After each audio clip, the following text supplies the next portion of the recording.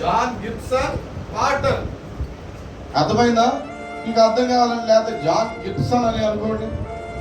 ఈ John Gibson అనేటువంటి ఆయన ఏం చేశాడంటే, ఏమండి తనతో తన తోటి వారందరితో కూడా ఏం చెప్పాడంటే, నేను నరమాంస భక్షుల దగ్గర నేను సేవకు వెళ్తున్నాను, అక్కడ నేను సువార్త ప్రకటిస్తున్నాను.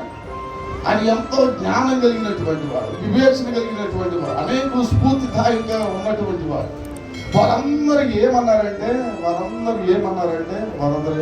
అయ్యా, ఈరోజు నీవు నరమాంస భక్షుల మధ్య సేవకు వెళ్ళవేయండి, నీకెంతో ఈరోజు చూడు జీవితం ఉంది, చక్కటి లైఫ్ ని ఈరోజు ముందుగా ఎందుకు ముగించేసుకుంటాం? నరమాంస భక్షులు అంటే ఏంటో తెలుసా? నీవు సజీవంగా ఉండగానే వారు నిన్ను కొరికి తిని చంపేసి అంత క్రూరులు వారు. ఈరోజు వారి మధ్య నువ్వు సేవకులుగా నీ జీవితం పాడైపోతున్నాయా అని ఈరోజు నాకు చెప్పారు. ఎవరికైనా? జాన్ గిబ్సన్ గారు. అయితే ఈరోజు చూడు ఆయన చెప్పినటువంటి మాట ఏంటో తెలుసా? వారికి సున్నితంగా చెప్పాడు. ఎట్లా?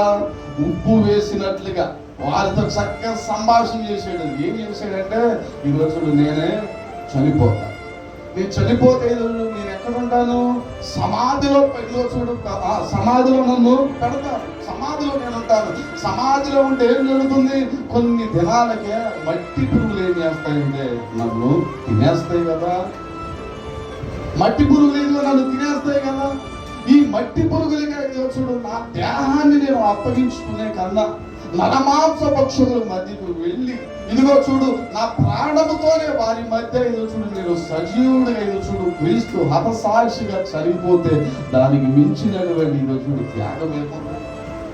యేసు ప్రభు చూడు మన కొరకు చూడు తన ప్రాణాన్ని పెట్టాడు కదా.